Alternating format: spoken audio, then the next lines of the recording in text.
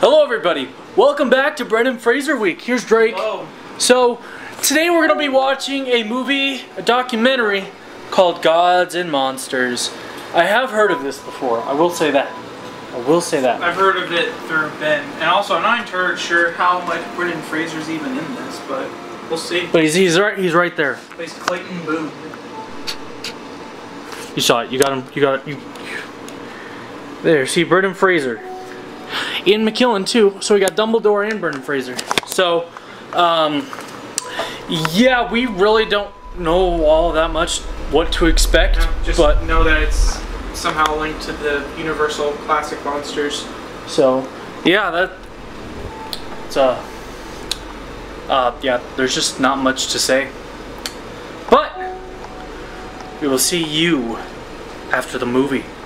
Well, we just finished up, was that called? With Gods and Monsters. And definitely not the movie we expected. It definitely was not the movie we expected, right, Drake? No, it was not. The movie, well, from what I was informed, this was a movie that was based off of, like, I guess the making of some of the horror classics, but it's not necessarily the case. More the end of the life of James Whale, which was the director of the Frankenstein movie, Bride of Frankenstein, and The Invisible Man, for the popular ones. As he, like, and talk about his, him, with his sexuality, and him in his movies, and him in the war, and just kind of him slowly slipping into madness, kind of thing. It was odd. I mean, it wasn't bad, but it was weird. Not our cup of tea. Yeah. I think it definitely, like, the story-wise, it was a decent movie, but just not what we were expecting. Brendan Fraser's pretty good in it. He plays a lawn maintenance person who is hired by James Whale, and then he takes a liking to him. And I think the most interesting thing about it is just it's essentially its portrayal of old Hollywood with the James Whale person, character, whatever you want to call him in this situation. You can definitely tell,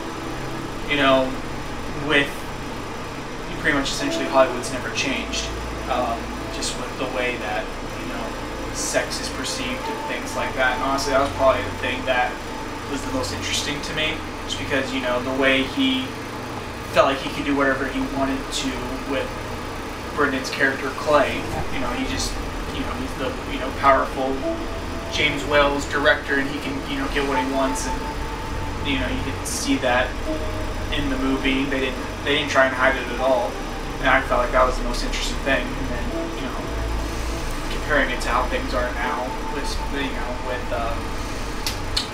just pretty much essentially anyone in Hollywood at this point. It's kind of honestly, this movie's kind of off-putting after after knowing that Brendan Fraser getting sexually assaulted is what got him blacklisted in Hollywood. So that's kind of weird to think. Oh, really? Yeah, that's what. Yeah. I don't even remember you telling me that. That's why. Wow. So. Yeah, and then watching him get sexually assaulted, yeah. On screen. But. It's, yeah, it's it.